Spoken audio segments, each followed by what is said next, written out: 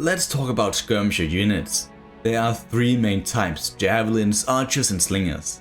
And also these weird dart slingers in the Macedonian roster. We'll talk about them last. All the numbers mentioned are in a general term, with a few units here and there always being either better or worse. So take that in mind too.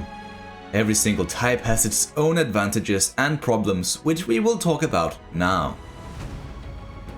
First up is the ones needing to get closest to the enemy in order to be useful, the Javelinmen.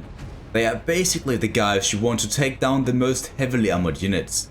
Their missile damage is the strongest of them all at 22. Furthermore, some, namely the pelters for the Greek factions, have decent melee weapons and overall fine equipment to make them engage in combat. This is kinda encouraged as well due to the negative effects of this kind of unit.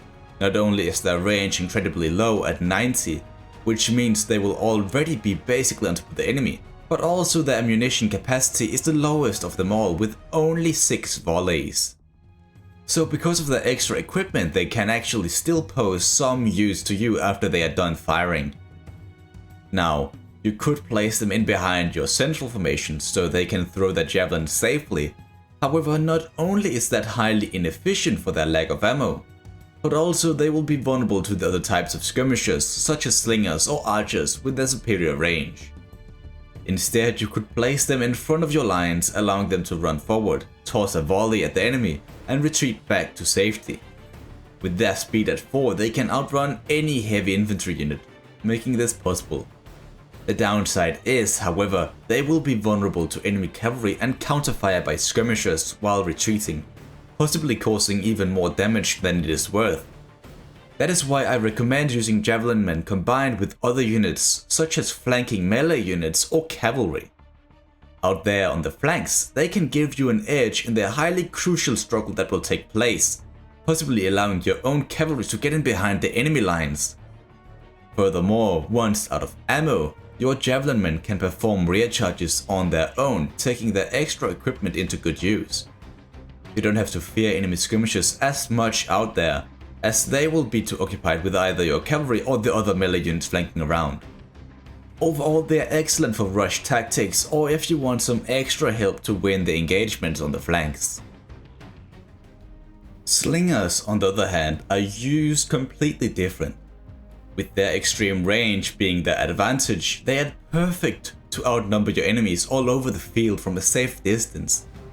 The range varies from 190 to 215 in extreme cases. Because of an ammo count of 20, they can perform this role for the entirety of the match, without requiring to go into combat. To balance this, their missile damage is the lowest of all.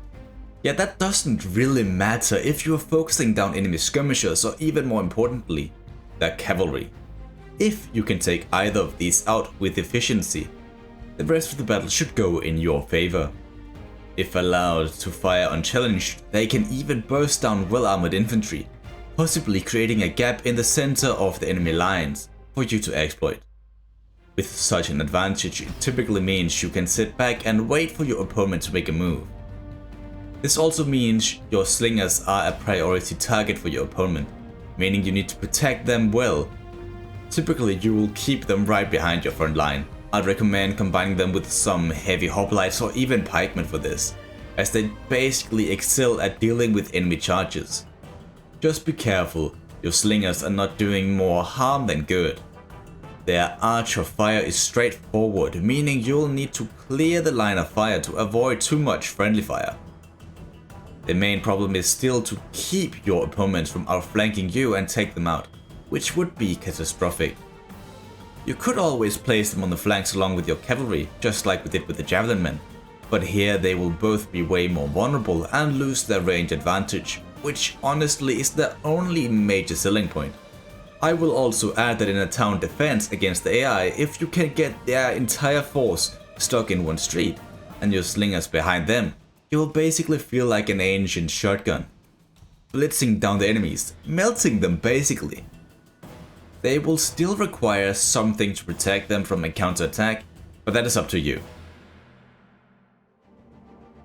Okay, so we've heard about the close range Javelinmen, the long-range slingers, and now we have the archers. Think of them as a mix of both. They are decent at everything, missile damage is average, armor can be average to good. A few have spears to help them in melee, although this is more of an exception, and the range varies a lot. They will all have at least 150 range, some are blessed with better range though. A few even have 215 range, which is the same as the best slingers. But then you might think, why choose archers when the others are more specialized and suit your playstyle more?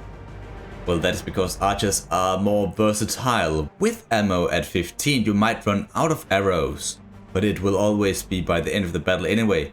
Plus they have the ability to shoot fire arrows. This can demoralize your opponent's units, possibly giving you the edge in a close encounter. In sieges or fortification battles, this is even more important as you can use this to burn down towers or walls. Furthermore, their arrows can travel in this weird arch, making it possible to avoid too much friendly fire. They can perform every role on the battlefield depending on who you are up against, and will thus be a great tool to any army.